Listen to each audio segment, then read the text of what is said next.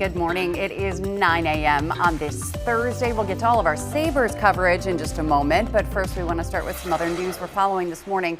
A retired Supreme Court judge and former assistant district attorney is urging Erie County not to settle two of the Buffalo 5 cases. Timothy Drury was the prosecutor at the time that 5 Buffalo teens were arrested and 3 were convicted of the 1976 murder of William Crawford. Last year, 2 massive wrongful conviction verdicts were announced. The estate of Darrell Boyd was awarded an historic $80 million wrongful conviction verdict, the largest in U.S. history. Also last year, John Walker Jr. was awarded $28 million for his wrongful conviction. And now Judge Drury is urging Erie County not to settle those lawsuits. Last month, Erie County Executive Mark Poloncarz announced that he would use surplus funds to settle one of those cases. But Judge Drury believes the county should appeal, saying that the legal representation the county used simply failed to understand the scope and size of this case. We should have had expert testimony. We should have had expert lawyers. A lot of these lawyers just were not. They'd never been in court before. It was a sad thing. Here I am testifying as a witness, testifying strongly about what I felt about what the trial was 50 years ago. 50 years ago, I was testifying. And I testified that justice was done, and these people were duly and properly convicted. But I wasn't being helped at all by my lawyers. Judge Drury has written a letter to the county attorney urging him to appeal those verdicts and not settle. The county legislature will be addressing whether to settle one of those cases during their session today. Well, 1 week from today is May 14th, marking 4 years since the racist mass shooting at the Tops on Jefferson Avenue. 10 people died in that shooting, and it forever changed Buffalo's East Side community. And as the community prepares to remember the lives lost, the 514 Memorial Foundation is continuing conversations about what the future memorial and healing center should look like. During a virtual listening session yesterday, neighbors spoke about racism, trust, and the need for real change. Some worried the center could become a tourist attraction instead of a space that addresses the root cause of the attack. Others said the focus should be on healing, education, wellness, and strengthening existing community resources. Foundation leaders say community input will play a key role in shaping the final vision. There's a lot of work to do, and it's up to everybody. So it's up to the small businesses, it's up to the government, our schools, our parents, et cetera. So I think that, this conversation is a lot larger than just the 4 walls that we're planning on putting up. And you can weigh in about the project. We've got a link to community stakeholder survey on our website right now, WGRZ.com. A Niagara Falls man has pleaded guilty to federal charges for disabling a railroad switch. Last June, 66-year-old Charles Wilson removed and replaced the track lock on the CSX Niagara rail yard, causing delays and endangering operations. The yard on 29th Street handles hazardous cargo, including chlorine, sulfuric acid, and bleach.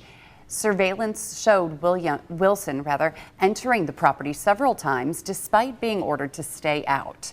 He now faces up to 20 years in prison when he's sentenced in September. Well, an animal feed supplier says it's taking a big step toward recovery 5 months after a massive fire tore through its Wyoming County facility.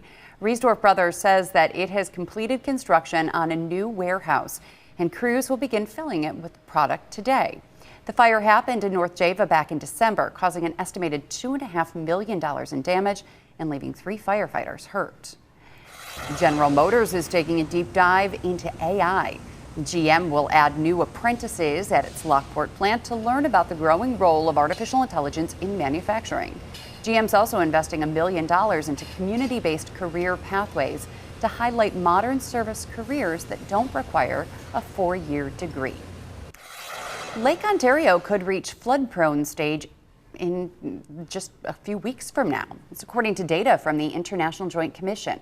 The report tracks water levels in the Great Lakes and the St. Lawrence River. Water levels in the lake are just 6 inches shy of the flood zone. Some communities could see flooding by Friday. Homeowners on the lake are getting ready now. Nearly 10 years ago, the water got so high that it damaged lakeshore homes and businesses in Monroe County. And the West Seneca Soccer Club was forced to cancel its practice Tuesday night, not because of wet fields, but because of damaged fields. The club says one or more cars must have been driven around the complex, leaving tracks on multiple fields. They say not every field was damaged, but they can't risk someone getting hurt in a rut. We still potentially could play on Saturday. The rain last night helped quite a bit. Some fields I can't get that big thing on right now, but we'll see. We don't know how deep the ruts are, so we're going to try to roll them out. We have to air raid because we'll kill this whole park using that machine, and then we'll try to spray, hopefully get it going. The soccer club says West Seneca police are investigating. We've reached out to police for more information, but we're still waiting to hear back. All right, 9:06 now. And Patrick, wet fields are also an issue everywhere. Yeah. So much rain the last few weeks. And are we getting more today? So one area in particular will get a little bit of rain, and that is areas along the Thruway or the Erie Canal. It's kind of an area that often in weather patterns like this can see rain, whereas other areas are completely dry. The wind comes off Lake Ontario. A slight southerly breeze, or northerly breeze rather, meets up with a southwesterly breeze off Lake Erie. And where those two areas kind of connect or collide, showers can develop. Nothing happening now. In fact, we're getting some sunshine, but notice as we head into the afternoon, so there they are. So, you know, if you're, let's say, in West Seneca, you look to the north, you'll see some building clouds there, but sunshine elsewhere. West Seneca to Springville, down towards Dunkirk and Jamestown. These showers will continue. In fact, some of them may actually spread southward a little bit and move through the metro, much of Western New York, later this evening and into 9 o'clock, which, by the way, we're beginning to see those sunsets getting closer and closer to that hour. Man alive, days are getting longer in a hurry. Notice tomorrow we see things scour out, and we should have some showers early, mid-morning tomorrow, and then we'll see the skies clear again. But once again, areas north could see a couple of showers develop. Again, the chance of that is pretty low. I mean, I should say the areal extent is pretty low, so just a few spots are under the gun for that. All right, here's a closer look at the north towns. Here comes some of those showers moving through. The Falls, Youngstown, Cambria, Sanborn, you could see a couple of showers today, maybe into the city. Usually, though, a southwest breeze kind of protects the city, and the showers will be just to the north. But as the sun goes down, those showers may drift south a little bit and bring us a couple of showers. This evening, for today, high numbers are in the 50s. Notice we have a shower chance to the north, dry elsewhere. 50 in Olean. Boy, was it foggy there this morning. You have cleared out nicely. And tomorrow we'll see high temperatures into the mid-50s. 53 in Cheektowaga, though, today. Also in Lockport, Athol Springs to Eden, mid-50s. Notice mostly sunny skies for the southern tier today. Jamestown to Mayville, either side of Chautauqua Lake, will be in the low 50s. So for today, partly cloudy and cool. An afternoon shower north of Buffalo primarily. Mostly cloudy with some early showers this evening. And tomorrow, an early shower, and then skies becoming mostly sunny. 7-day forecast for the weekend. Still expecting some showers, but instead of a swath of rain coming in Friday night and Saturday and again Sunday, it looks like we're going to kind of split the weekend a little bit with some showers right in the middle. Maybe later Saturday night into early Sunday, leaving a lot of dry time for the weekend. It will be cooler. And then next week, temperatures in the low to mid 50s with a pretty good chance of showers on Wednesday is how it looks. Well, good. It's looking good for the party in the plaza tomorrow night and the watch party. Party in the plaza looks good. Good. I didn't like the plaza party that they had in Montreal last. If it was I don't know, was it a plaza or was it like an indoor event? There were like 4 tables with like people sitting. The view of people celebrating some of the goals yesterday. Are you talking about yesterday in Montreal? Yeah. Just Yeah, I don't our think watch that party was so much better. That wasn't a watch party. I think it was just people at a bar. I'm sorry. You want me in the weather center?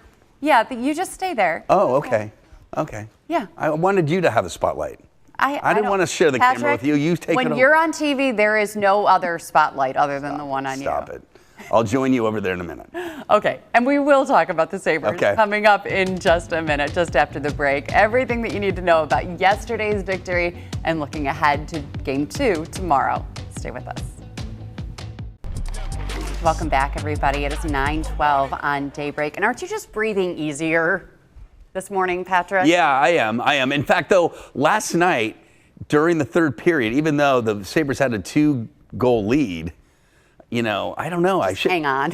Well, it's just lately the Sabres have been doing great protecting their leads in the third period. Yeah. And last night was no different, but I still was breathing the deep, heavy breathing. Well, remember, in the first round of the playoffs, the Sabres in the beginning of it could not score in Until the first the very period. end, yeah. Right, and then the final couple of games, they started scoring in the first period. So just to have them score the first 2 goals right off the bat, I was a little bit more relaxed, and I was like, yeah, they can hang on to this. This is fine. But just this morning, waking up, it's obviously a marathon, not a sprint. There will be ups and downs. I can't see the Sabres sweeping the Canadiens. But I just feel a little bit more at ease. Like they were evenly matched up, and the Sabres may even have looked like the better team yesterday. Absolutely. And there was nothing about Montreal, even though I've heard how well they had a really good season. But they just did not seem threatening yesterday. Now a lot of the goals hit the goalpost. So did ours. Yes. We should have had more. The Sabres should have had more. So. And Alex Lyon on that is. Yeah, and their goalie got kerfuffled. He got out of sorts a little bit. Yeah. So anyway. That's our hot take. But yeah, it's nice to have a victory Thursday. Final score 4-2. What? Why are you laughing? It's true. Why in the world would our takes be considered hot? No. I mean, especially mine. You've been a hockey fan all your life. I'm admittedly kind of new to the sport, so I should not be. I can observe, but to have a take, I shouldn't. That's what's fun about this, though, is that lots of fans, old and new, jumping on the bandwagon, really invested in the Sabres being part of the playoffs. It's been 20 years since they've been in a round 2, so everyone feels like they're a Sabres fan right now, whether you're new or old. It doesn't matter. Like, everyone is welcome. I just don't understand, though, in terms of how hockey's covered nationally. Of course, you've got your national hockey shows and, Hockey Night in Canada, there's big shows. But you turn on ESPN, like radio, it's all basketball. And then it's not even mentioned. And then I know, like on the national news shows, they'll mention hockey when there's a Stanley Cup winner. Sure. But they won't talk about the playoffs. Very different in Canada, where this is their football. Do you get into basketball? I just feel like it's pro basketball is nothing like college basketball. College basketball is so fun. So much more fun. Yeah, and pro basketball just looks too easy. Like, everybody's 7 feet tall. Everyone can just put the ball in the net like that. And there's very little farm league. There's just, you've got college, but then there's so few NBA players who actually make it. So the answer to your question, no, I don't follow the NBA, and so that really is getting the attention. But here at home, and this is what we will be talking about for as long as we possibly can. Well, isn't it true? The Bills season is going to be upon us so much more quickly because at this time, most years we're talking about the rookie minicamp, and we're talking Bills every single day. Not to say we shouldn't, but we are a little distracted right now. Right. So when the season's over, training camp will be like next week. I know. Can you name any of the people they actually picked in the draft? It just came and gone. And rookie minicamp starting this weekend, and we're barely talking about it. Which they probably like. It's like, let us just do our thing. Yeah. Take the eyeballs off this part of the process. Right. But even the Bills brass is into the Sabres because they've got their box, and it was Terry Pegula, Brandon Beam, when was this, and last Joe night? Brady. Every game they've had it. Every game. There have been pictures of them, all of them in it, and well, they're probably told to dude, you're one Buffalo, you got to go. Your boss is Terry. I don't think anyone's forcing these guys to go to the No, Sabres but game. I think it's a good look. But Terry's there. Right. Yeah. Right. I mean, But Terry was at the game in Boston rather than going to the NFL draft. Also, he had to choose between the Sabres and the Bills, going to the draft or going to the game in Boston. Oh, night one when they didn't pick anybody. because there were pictures of him is that making the right? phone call to the draftees. Oh, okay. So he wasn't at night one because I think they it was didn't have a pick anyway. and they didn't have a most likely. Well, They probably knew they were gonna trade out. That's fascinating. I wonder if that's So that's why he was. I would think. Then he's got to think of the other choice he has to make: Australian Open or Bills game with his daughter. For his daughter. Right. Yeah. You know, what an athletic dynasty. Yes. You know. Okay, so should we hear what the experts have to say about the Sabres game? Here's sports director John Totally Scott. different. Montreal has a sensational top line. So too do the Sabres. But game one of the second round series showing once again the Sabres can be their best beyond their very best players, with goals scored by guys like Ryan McLeod and Jordan Greenway. This leading to a 1-0 series lead. It's been the strength of our team all year. You know, we can put numbers on them, 1, 2, 3, 4, or whatever. But I think when nights where sometimes your best players are taken care of and they're not having their best night, we've had another line that has picked up the pace, or another line that's been able to pick up the pace for us, and that's what we saw tonight. Bottom line, I try and go out there and, bring some energy, create some momentum, create some space, be hard to play against. And yeah, maybe I did it a little bit better tonight than most nights. It's a new round. It's exciting. You get a new opponent, new series. So I think everyone in our room was fired up, and I thought we played a good game. Sabres even getting not one, but 2 power play goals in this game. The first time doing that since March 31st. They try to carry this momentum into game 2, Friday night, right here at KeyBank Center. With the Sabres, John Scott, Channel 2 Sports. Okay, so power play goals, guys like Greenway having his best game ever, and Tage and Tuck not really having their best games ever. No. If all of this comes together, right, and Sam Carrick, who was awesome for us for the few games he played, when he comes back, all of it coming together. Could he come back this series or Yes. next one? So this was a big thing.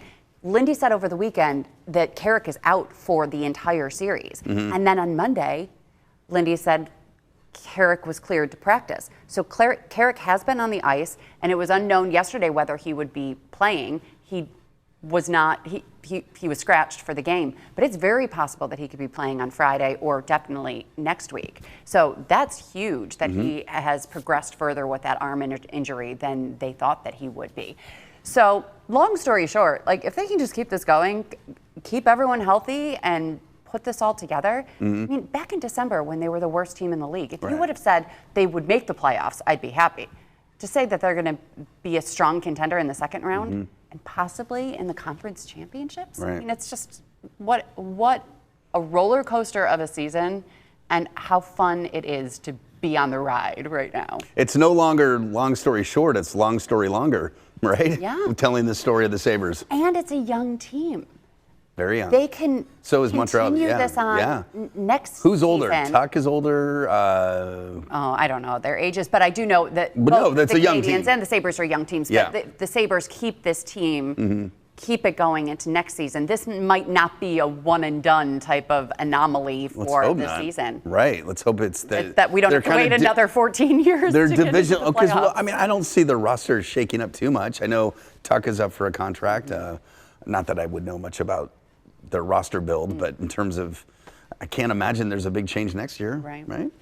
So, game 2 tomorrow, right here at home. 3 and 4 goes over to Montreal. Ticket prices dropping slightly, so if you're willing to spend $250, $300 for the 300 level, you can get an opportunity to go in. And then game 6, if there is one, that's an away game, and that'll be really fun for $5 for fans to be able to be in the watch party inside KeyBank Center, watching on the Jumbotron with 19,000 other fans. I hope to, if there is a game 6, I definitely hope to be there for that, Patrick. Yeah. All right, stay with us. We'll talk a little bit more coming up right after the break. $5. That's But you're it. going to spend a lot more.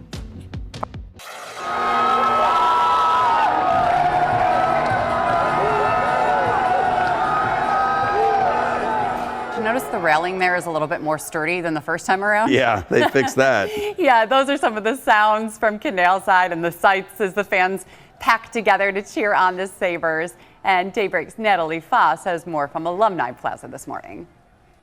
Well, fans are definitely in high spirits after last night's win. Fans that we spoke to said they thought the team looked really good. They swarmed Canal Side as well as party in the plaza, and they were inside the arena as well, packed in there to cheer on the Buffalo Sabres. The energy downtown was absolutely electric after the Sabres scored goal after goal. We spoke to some fans directly after the win. They tell us that they're not only confident in this team, but they feel like the Sabres could go all the way. Every goal we get hype. Every goal is so much fun, especially when we win. It's awesome. I love it. I love Buffalo. I love playoff hockey. I mean, scoring on the power play is a great one to start with. I mean, my boy McLeod, he got one in. It's good to see Greenway getting a goal too. He has been a little dry recently, so it's great to see him get involved. And if they can just keep that up, I could see the Eastern Conference Finals definitely in our future, man. And if you want to show your Sabres pride, Tops is also getting in on the action, giving away lawn signs for round 2. This round they'll be Wagon Street themed, referencing of course the Washington Street sign that has since been taped over to read Wagon Street. The signs will be available at 4 Tops stores throughout our area, one in West Seneca, one in Hamburg, one in Amherst, and one in the city of Buffalo. And we have those exact locations for you on our website, WGRZ.com. They'll be giving them away from 4 to 6 tonight, but remember they went super quick last time, so you might want to get there a little bit early because they are first come, first serve. On your side in Alumni Plaza, Natalie Foss, Channel 2 News. I love seeing the age group of the fans that are at the watch party Yeah, at they're Canal Side. not a lot of 50 plus. No, 20-year-old bros are there, or bras. They're bras. But these kids don't remember the last time the Sabres were in the playoffs. Very new. So Very for new. them to like crack open their first beer at 21 years old and drink and party with their friends, they can't afford the $250, $300 tickets, but they've got a reason to celebrate, and this camaraderie outside, it's just fun to see, and it's exciting for them. They're all bras. That's so true. Heat 'em de bra bra. That's what we call their. That's just so cool. It looked like a vintage 19 to 26 Yes. base of crowd. Yeah. That's awesome. You know what? Good for them. That's Good awesome. for them. Right. That's great. Same age group went out to the airport too. You know, when they it's awesome. When they to greet the Sabres when they came back from Boston at just 1:30 in the morning. It looked they were still going. Yeah. Oh, to be young. Yes. Here's a more aged Sabres fan though who was here last night. Take a look.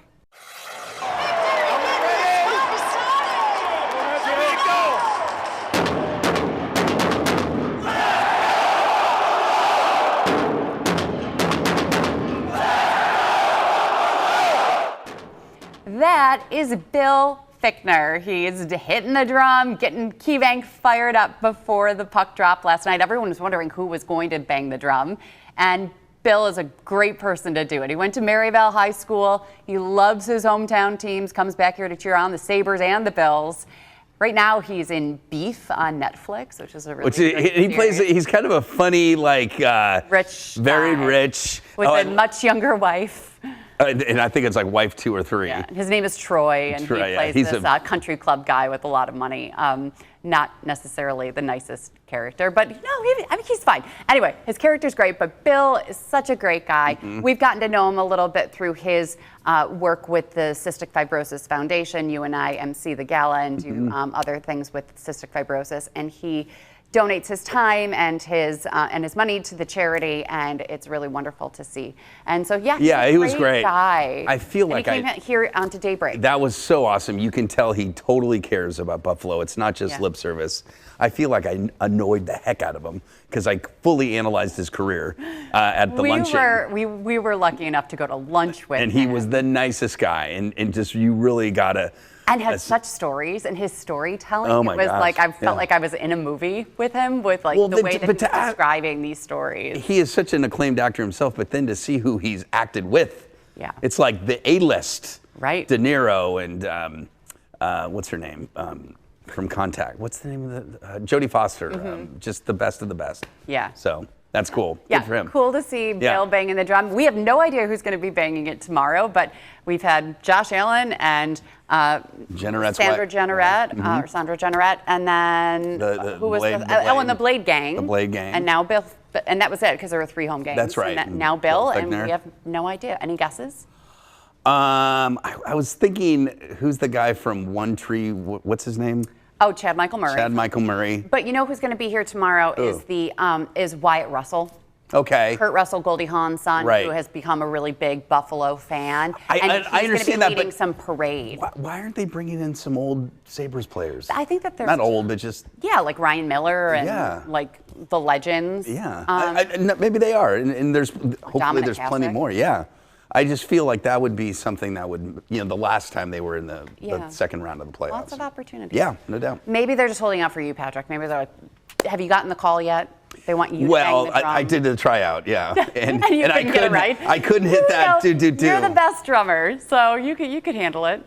No, I'd find a way to screw it up, but because there's pressure, you don't want to mess that up. No. And I'm sorry, Well, you're not there I know on it's time simple because you're too busy talking to people. Dude, it's not that hard, but in front of 20,000 people, That's a lot I of think it's pressure. easy to, and you don't want to be that guy No. to mess it up. Bye, everybody. We'll see you tomorrow.